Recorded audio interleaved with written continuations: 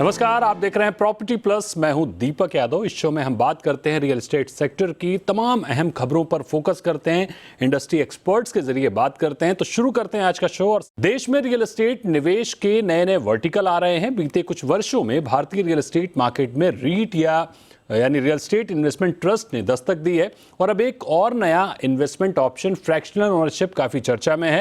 हालांकि देश में गिनी चुनी कंपनियां हैं जो इस क्षेत्र में काम कर रही हैं, लेकिन अमेरिका, यूरोप, यूएई में ये काफी समय से चलन में है। अच्छे रिटर्न के चलते लोग इन देशों में फ्रैक्शनल ओनरशिप के निवेश को प्राथमिकता में रखते हैं। इसको आसान भाषा में समझे तो फ्रैक्शनल ओनरशिप, जैसा कि नाम से स्पष्ट है, आंशिक स्वामित्व। इसमें होता यह है कि एक प्रॉपर्टी मैनेजर कई लोगों को एक ही प्रॉपर्टी में कई हिस्सों में निवेश करने के विकल्प देता है। बदले में हाई रिटर्न का टारगेट होता है। अभी भारत में एफओपीज का commercial space, office space, warehousing जैसे सेगमेंट में निवेश करवा रहे हैं। एफओपीज के बढ़ते बाजार को देखते हुए security and exchange board of India यानी सेबी ने इसे रेगुलेट करने का प्रस्ताव दिया है। सेबी ने 30 पन्नों का सुझाव जारी किया है और एफओपीज यानी फ्रैक्शनल ओनरशिप प्लेटफॉर्म्स को micro, small and medium REIT के तौर पर सेबी रीट रेगुलेशन 2014 के अंतर्गत कानून के दायरे में लाने की तैयारी में है।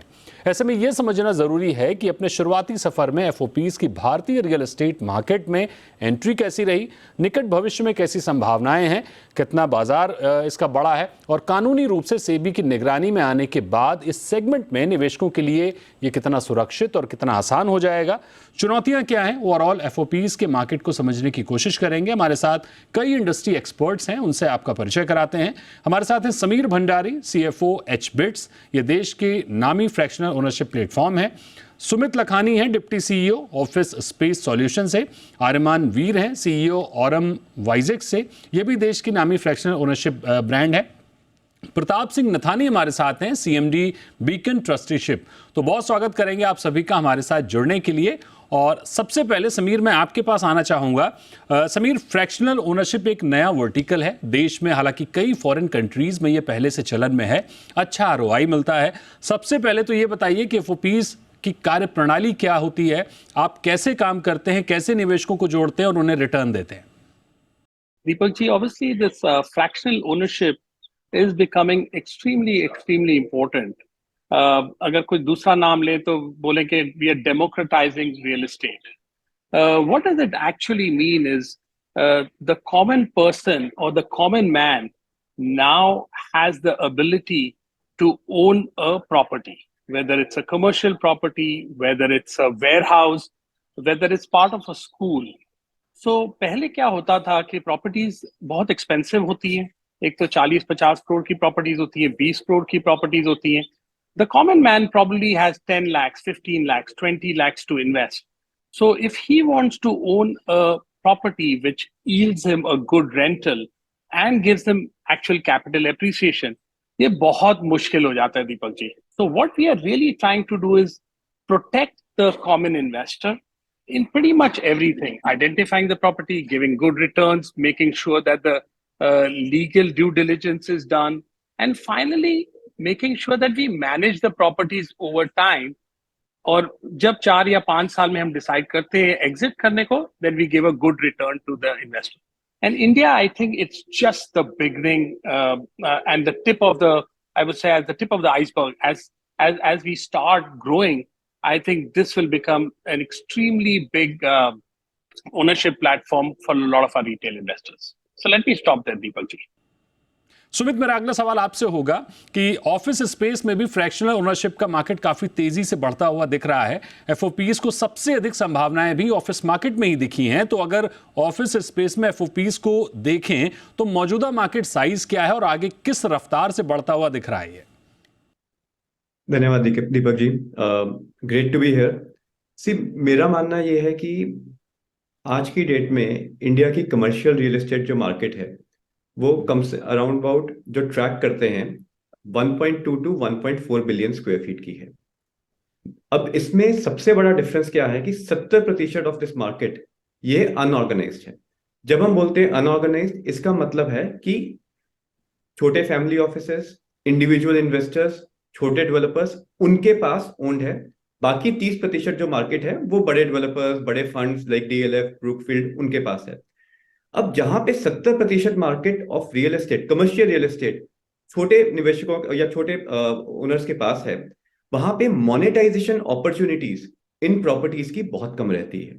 जब भी बिल्डिंग बनती है, एक स्ट्रैटा सोल्ड हो जाती है वो बिल्डिंग, उस बिल्डिंग के कुछ फ्लोर काफी निवेशक ले लेते हैं, लेकिन उनका जो पैसा है वो मोनेटाइज नहीं हो पाता। अब फ्रैक्शनल ओनरशिप क्या करता है, इससे एक मोनेटाइजेशन अपॉर्चुनिटी मिलेगी इन 70% प्रॉपर्टीज के लिए। तो पहला बात है। दूसरी बात, हम जैसे जो एंड यूजर्स हैं, हमें एक चीज अच्छी जो लगती है, जो बिल्डिंग जब स्ट्रैटा सोल्ड हो जाती है तो उस पूरी बिल्डिंग की या उस पूरे फ्लोर की मेंटेनेंस इतनी बढ़िया तरीके से नहीं हो पाती बल्कि जो बिल्डिंग वहां पे अगर पूरी किसी ने एक ओनर ने ली होती है। तो एक तो मोनेटाइजेशन होगा फ्रैक्शनल ओनरशिप के चक्कर में, दूसरा maintenance of the buildings better होगी, तीसरा लोगों के पास वैल्यू अनलॉक होने का बहुत संभावना है। तो मेरा मानना यह है कि from a commercial real estate perspective, अगले 3 से 5 साल में ये एक बहुत मेच्योर इन्वेस्टमेंट प्रोडक्ट बन सकता है। और सेबी का जो अभी का जो पेपर आया है, इससे बिकॉज रेगुलेशंस डे 1 पे आ रहे हैं, तो ये एक और बहुत बढ़िया मूव हो गया है। आर्यमान, आपके पास आना चाहेंगे। रीट्स के कंपैरिजन में हम देखें तो रीट में करीब 8% एनुअल रिटर्न मिल रहा है। फ्रैक्शनल ओनरशिप में हम देख रहे हैं कि ये 17% IRR, internal rate of return के दावे किए जा रहे हैं। जब इतना शानदार रिटर्न है, फिर देश में ये मॉड्यूल क्यों इन्वेस्टर्स की प्राथमिकता में नहीं है, क्यों नहीं आ पा रहा है? वजह क्या है? क्या अवेयरनेस इतनी कम क्यों है? तो fractional ownership as a concept India में खाली 3 साल पहले शुरू हुआ था, और मे बी 5 साल पहले शुरू हुआ था। तो we are still at a very nascent phase इस पूरे जर्नी में। तो फ्रैक्शनल ओनरशिप ऐसा नहीं है कि as a concept it existed for 10-15 years, तो देयर इज नो ट्रैक्शन। भले क्वाइट दी ऑपोजिट। जैसे अब पिछले 4-5 सालों में I think 3-4 platforms, Sameer ji is part of one of the leading platforms, the kind of investor demand, the kind of acceptance and appreciation इस framework का जो हमें मिला है, it's been very positive. In fact, जहाँ तक हम अभी पहुंचे हैं, SEBI भी involve हो रहा है because of the scale that they're seeing, because of the benefits that they're seeing. So these are all positive signals. तो क्या है कि demand side या investor side, I don't think there's a challenge. I think कि जितना highlight होना था किसी investment framework को, कि जितना spotlight मिल सकता है इन एक्सेलरेटेड मैनर इस फ्रेमवर्क को मिला है। तो अगर आप इंडिया का फ्रैक्शनल मार्केट देखो, आज के दिन सारे प्लेटफॉर्म्स मिला के 4-5 हजार करोड़ होगा। Single platforms in the US का 3x to 4x है of the entire industry size of India. So you compare the industry sizes of regulated countries or countries with regulation for fractional versus जहाँ India है आज, there's a drastic difference. So there's a lot to be done in India अभी, there's a lot to grow in India. मतलब we haven't even scratched the surface. Both demand side, investor side पे या supply side जहाँ properties हम source करते हैं, दोनों में I think scope अभी बहुत बचा है for all the platforms to participate in. हाँ Deepak ji, just to add to what Aryaman said, लोग इस प्रोडक्ट को बहुत कॉम्प्लेक्स समझते हैं। एंड मैं जब इन्वेस्टर्स को बात करता हूँ, बोलते हैं, कुछ लोग बोलते हैं हमें समझ नहीं आता, बट एक्चुअली अगर आप देखा जाए तो it's a very very simple product. And the way I explain it, it's a hybrid product, right? आपको आपके फिक्स्ड इनकम रिटर्न्स मिलते हैं backed by commercial real estate 8, 8.5, 9%। आपको अपसाइड मिल जाएगा like part of equity. Now कितना मिलता है, weather आपको 15% आईआरआर मिलता है, 16% आईआरआर मिलता है, 17%, 12%, that's obviously depends on the property, depends on the micro market, but it actually a very simple product. बिल्कुल सिंपल प्रोडक्ट तो है, लेकिन अभी जागरूकता कम है। बहरहाल प्रताप जी, आपसे समझना चाहेंगे कि अब जो सबसे अहम पॉइंट है इसका कि सेबी ने इसे एमएसएम रीट के तौर पर रेगुलेट करने के लिए गाइडलाइन जारी की है। उसमें साफ लिखा है कि स्पॉन्सर की नेटवर्थ कम से कम 20 करोड़ होनी चाहिए और उसमें भी 10 करोड़ पॉजिटिव लिक्विड नेटवर्थ होनी चाहिए। हमने देखा गोवा समेत कई टूरिस्ट प्लेस में रेजिडेंशियल प्रोजेक्ट में भी कमर्शियल यूज के लिए फ्रैक्शनल ओनरशिप प्लेटफॉर्म काम कर रहे हैं। कहीं कहीं विवाद भी देखने को मिल जाते हैं। अब गाइडलाइन आने के बाद ये वर्टिकल निवेशकों के लिए कितना सेफ और मजबूत हो जाएगा? ये सेबी जो ये नए गाइडलाइंस ला रहा है, उससे वो दर्शाना चाहते हैं कि वी आर सीरियस, और हमने ये प्लेटफॉर्म्स को काफ़ी काम करते हुए देखा है। जैसे आर्यमान जी ने बताया 3 से 5 साल हो चुके हैं, तो अब सेबी ने देखा है कि काफ़ी सारे निवेशक इसमें पार्टिसिपेट करना शुरू कर दिए हैं। तो वो अभी चाहते हैं कि कोई ऐसी दुर्घटना ना हो जाए, तो इसलिए उन्होंने रूल्स सेट करना शुरू कर दिया है। इसके लिए ये डिस्कशन पेपर है, ताकि किसी को कोई भी सजेशन देना हो तो वो इस माध्यम से 27 मई तक दे सकते हैं। तो इन्होंने पूरा सेट किया हुआ है कि इन्वेस्टमेंट मैनेजर का नेटवर्थ 20 करोड़ होना चाहिए, और ट्रस्टी होना चाहिए, एक स्पॉन्सर होना चाहिए। इससे सेबी क्या कहना चाह रहा है कि जो भी प्लेटफॉर्म्स हैं, आपको इतने नेटवर्क के बिना आप काम कर नहीं सकते, और पूरा रूल्स एंड रेगुलेशन सेट करने के बाद they will check all the platforms. वो पूरी तसल्ली कर लेंगे, उसके बाद ही ऑपरेट करने देंगे, ताकि कोई निवेशक दुर्घटना में ना फंस जाए। समीर, हमने देखा कि आप 3,000 करोड़ से अधिक की रकम के असेट मैनेज कर रहे हैं, 50,000 से अधिक रजिस्टर्ड इन्वेस्टर्स हैं। 2019 में आपने शुरू किया, तो इस बीते 4 साल में इन्वेस्टर्स ने कैसा रिटर्न हासिल किया और आगे क्या कुछ टारगेट लेकर आप चल रहे हैं? जरूर सर। तो बेसिकली हमने एक प्रॉपर्टी एग्जिट की थी 18 महीने के बाद, और हमने आईआरआर उनको दिया था करीब 17.54%। जो दूसरी प्रॉपर्टीज हैं, अभी भी we are still managing those properties. On an average we expect returns IRR to be anything between 14 and 17%। fairly confident around it because मुझे ये लगता है कि अभी ये जो interest rate cycle hiking cycle शुरू हुआ था, ये pretty much it's getting done. So you will see rates coming down, and which is why the returns will be very good. We have laid down very aggressive targets for ourselves. हमने सोचा है कि 4 से 5 साल में we would like to reach $1 billion in assets under management, and that will be a combination of office buildings, warehouses, data centers, schools.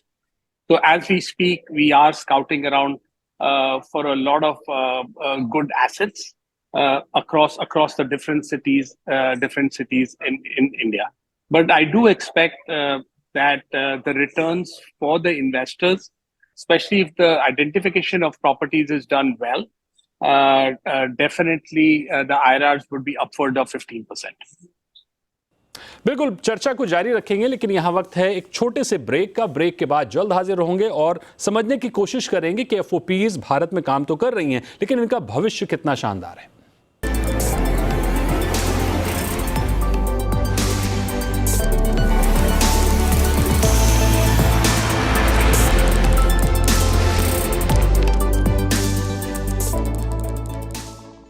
Welcome back. आप देख रहे हैं प्रॉपर्टी प्लस, और आज प्रॉपर्टी प्लस में हम बात कर रहे हैं फ्रैक्शनल ओनरशिप के मार्केट की।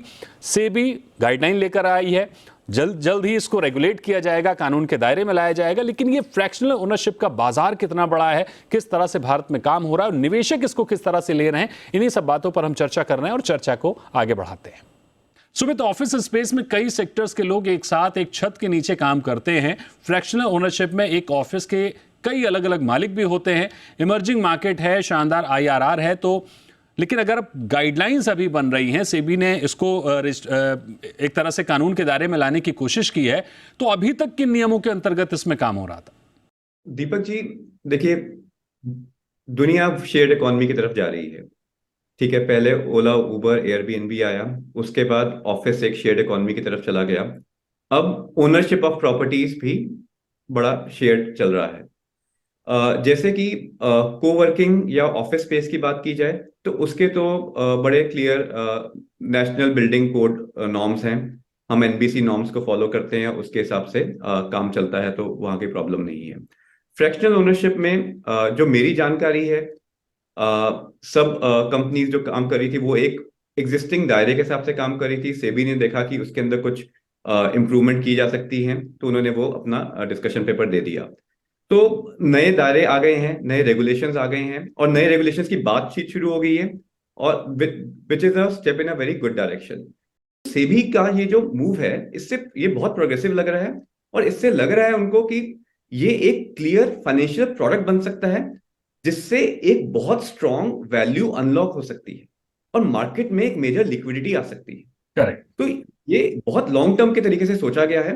अब क्योंकि डिमांड ट्रेंड कोवर्किंग बन गया, बाकी चलता रहा। इसके साथ ये हो जाए तो ओवरऑल आप देखेंगे इंडिया में अगले 5 से 10 साल में जी। कमर्शियल रियल एस्टेट का जो क्वालिटी ऑफ एसेट है वो इंप्रूव होगा।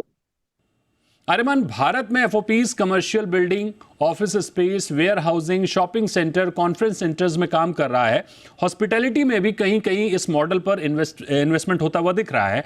पहली बात कि सबसे अधिक आईआरआर किस सेगमेंट में निकल कर आ रहा है।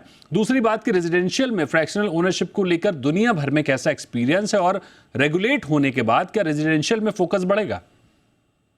तो आई थिंक जो आज तक हो रहा है एंड जो होगा रेगुलेशन के बाद वो इतना अलग नहीं होगा विद रिस्पेक्ट टू कि कौन से एसेट्स ऑफर हो रहे हैं, बिकॉज जो कोर वैल्यू प्रोपोजिशन है वो चेंज नहीं हो रहा है। फॉर द इन्वेस्टर जो वैल्यू प्रोपोजिशन था वो सेम रह रहा है, इनफैक्ट वो बेटर हो रहा है, but in terms of the product features वो सेम है।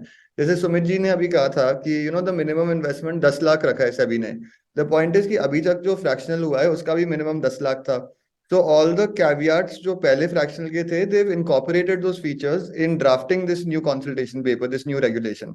तो ऐसा नहीं है कि regulation से कुछ additional benefit मिल रहा है किसी one sub asset class को like residential, for the dynamics to change. अब residential कब popular होगा?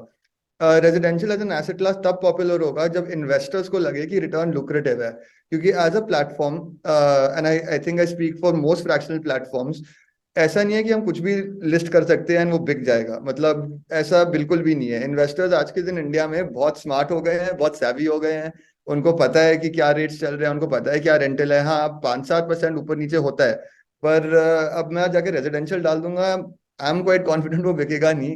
इतनी सिंपली रेंटल यील्ड्स लो है, 2-3% है, अप्रिसिएशन नहीं होगा। सो प्लेटफॉर्म्स ऑल्सो खाली वही ऑफर करेंगे वेयर दे थिंक कि इन्वेस्टर्स का बेस्ट इंटरेस्ट हो, तो डिमांड आए, तो प्रॉपर्टी बिके एंड प्लेटफॉर्म बढ़े। So it's a hand in hand kind of situation जहाँ जो इन्वेस्टर के भले के लिए है वो प्लेटफॉर्म के ग्रोथ के लिए है, and both this things align with the SEBI regulation. Pratap ji, आपसे समझना चाहेंगे, यदि कोई रिटेल निवेशक फ्रैक्शनल ओनरशिप में निवेश करने का मन बनाता है तो फिलहाल ये कितना सेफ है कितना, और प्रॉपर्टी चुनते समय किन जरूरी बातों का ध्यान रखने की जरूरत है?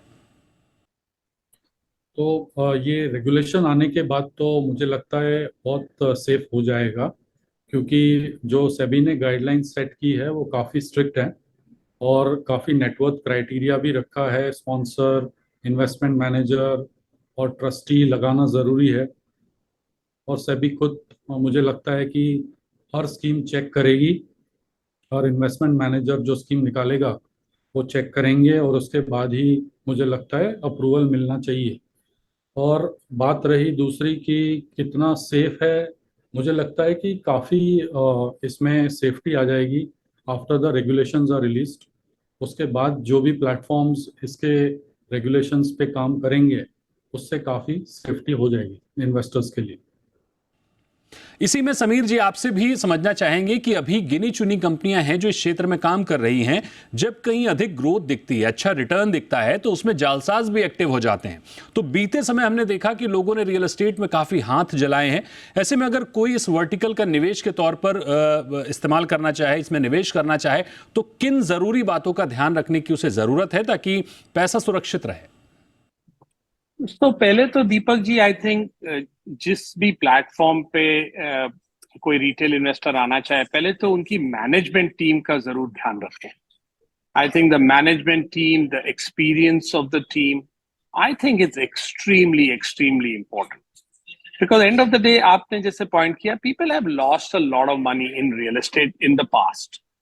Now once you have that faith, I would say 60-70% work is done, because then you can rely on those people to get you the best properties, to curate the best property, to do it in the best micro markets.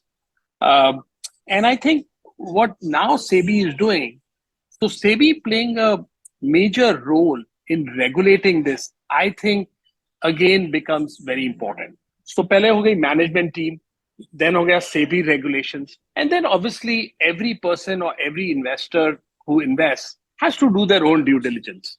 As Aryaman said, investors are smart. They do compare different alternatives. They do compare different options. They also obviously have to do their own due diligence, and we encourage investors to do that. But I think ये दो तीन चीजें अगर if they follow very closely, I think they will actually make reasonable amount of return over time.